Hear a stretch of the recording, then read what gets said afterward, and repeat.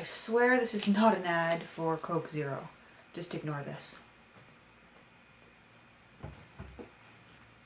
So I thought I would do an unhaul video because I have a large stack of books that I'm getting rid of, and I did one of these a year and a half ago, almost 2 years ago now, and it got quite a good response at the time.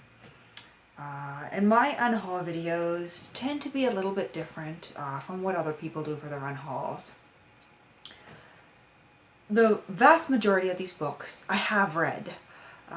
They're things that in some cases have been sitting on my shelf for a while. And the point here is that I'm moving them out to make room for the new because my tiny little box of a room is overflowing with books, and my shelves are far beyond capacity.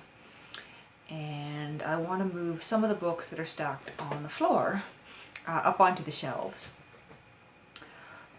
So I will just kind of go through these, tell you perhaps why I'm not interested in reading them again, whether they were any good or not, that sort of thing.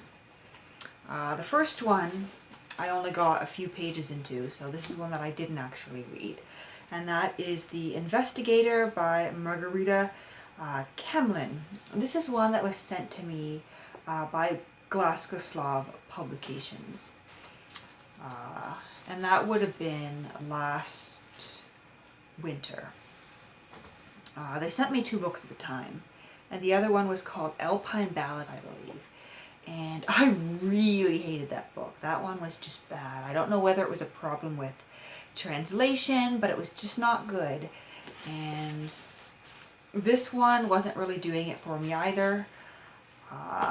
Part of the reason perhaps why I couldn't really get into this one is the book itself. It's kind of waxy, it's not nice to hold, the font is annoying to look at, really petty reasons not to like a book, but for me, I don't know why, but I just wasn't getting into it. The cover is pretty interesting though. Yeah, so that one's going. And the next one that's going is Louis L'Amour's The Lonesome Gods. This is a book I read as a teenager. This is not the copy that I read back then, but I picked this up at a thrift store over the summer with the intention to reread it, and now it's been on my shelf for 4 or 5 months, and I've come to the conclusion that I'm probably not going to reread it anytime soon, if at all, and so it has no business taking up that space.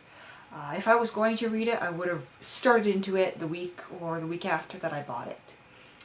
So back to the thrift store it goes. And the next one that I am unhauling is one that I read. I think I talked about it in one of my Friday Reads videos, or perhaps I even did a review of it. But I really enjoyed it at the time, and it is Vampires: The Occult Truth by Konstantinos, and it was really entertaining at the time, but it's not something that I'd probably read through again. It's not something I would be consulting, as I do with many of the nonfiction books I have, and this was indeed marketed as nonfiction. Despite it being a good read, I will not be rereading it, so it has no business on my shelves. Along the same vein was a book that I purchased last fall and read, so a little over a year ago, and that is The Marble Dance by Leguia Faguendes Teles. And it's the story of a young girl who, she's more or less orphaned. Her mother is in extreme ailing health.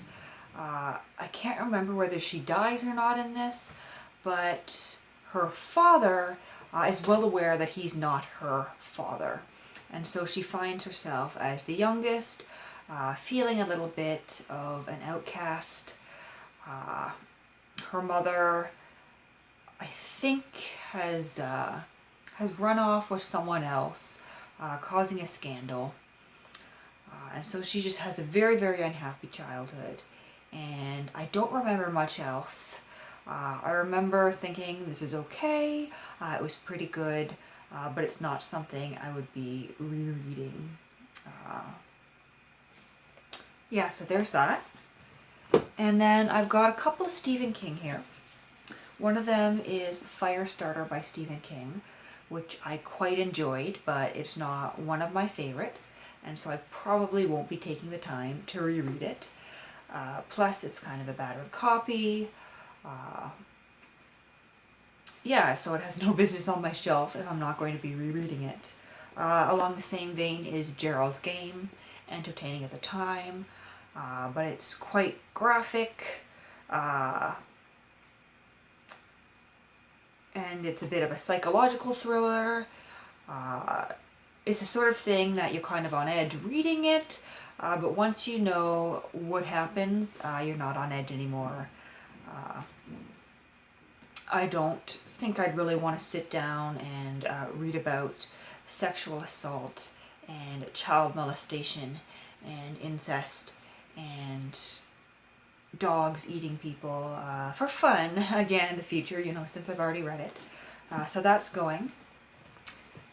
And then I have I'm going to call it kind of like a middle grade tween romance. It's not really geared towards teenagers, although I think they tried to market it as that, because it's about like college students. But it's not really on that level that real teenagers would be reading, because even as a teenager I found them kind of cheesy. But I saw this at the thrift store, I think it was the Value Village, a month or two ago, and I'm like, I remember reading that, that was really fun. So I picked it up and reread it, and that is Getting to Third Date by Kelly McClymer. And this is one I love because it was about a newspaper. And when I was in high school, I wanted to be a journalist. And basically, the protagonist is Mother Hubbard. She's like the Dear Abby of her college newspaper. But nobody knows her identity, and Mother Hubbard is an advice columnist that has been on the campus for like 100 years or something, and different people have written for it over the years, but the catch is that no one ever knows who Mother Hubbard is, and it's a secret. She gets kind of drawn in to write for this because she has a crush on the editor, and he gets a hold of her little pink book. And it turns out she has a third date rule. She has code names for all the guys she's gone out with, and she rates them very methodically, and she doesn't feel that any of the guys she's gone out with have been worthy of a third date.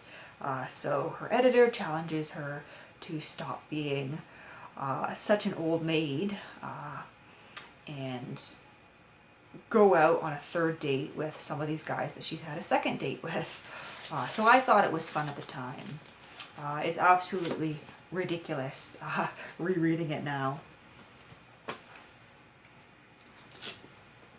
Speaking of ridiculous, we have He's Just Not That Into You, which I partly read, and I found it really dumb. I was expecting like kind of a funny advice book, but it was really just kind of a stale semi-advice book. I would not recommend it. Then a book that I picked up because it looked vintage. I mean, it is vintage, it's from the 40s, but that is 24 Hours Leave by Renee Shan, or whatever her last name was. But it's this really kind of cute vintage paperback, published in 45 in Canada, so it is a wartime book, but it's just really, really bad. The writing is bad. I couldn't make it past chapter 1. No incentive to continue, just really clunky writing. So that will get passed on too. No use keeping it if I'm not going to read it. And then I have some fun stuff, or some not so fun stuff. Books I spent a few $100s on for a political theory course I was forced to take last fall. So I have The Republic of Plato by Alan Bloom, My notes are all in this. I am not really a big fan of the Republic, although I admit it was more tolerable than getting through Aristotle's Politics and Augustine's political writings. This early political theory, this analyzing it, not really my thing. I understand that it's good to have kind of that foundation when you're in politics, but I don't really want to spend time writing essays on the gold, bronze, and silver souls of people. Yeah, so there's that. Oh, my pile's gonna fall over. And then a book that I thought was quite good as well. This is one I bought new at Chapters. And that is Elena Ferrante's Troubling Love. She is the author of the Neapolitan series. And this one was pretty good. It was about a middle-aged woman dealing with the death of her mother, dealing with the side of her mother that she never knew, dealing with, I believe, past abuse in her childhood. And it was pretty good, but it's not something that I would reread again. It was an okay book, and I'm sure there's someone who will enjoy it more than I did, and I really want the shelf space.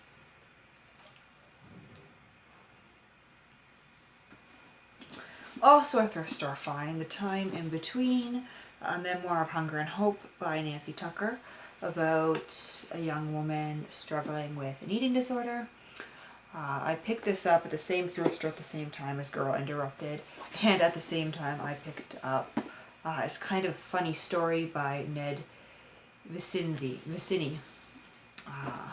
This one I picked up because I had seen the movie adaptation on Netflix and found it pretty good, and so I wondered how close the book was to the movie, you know, that old back and forth, and I did enjoy it fairly well, but it's not something I would read again.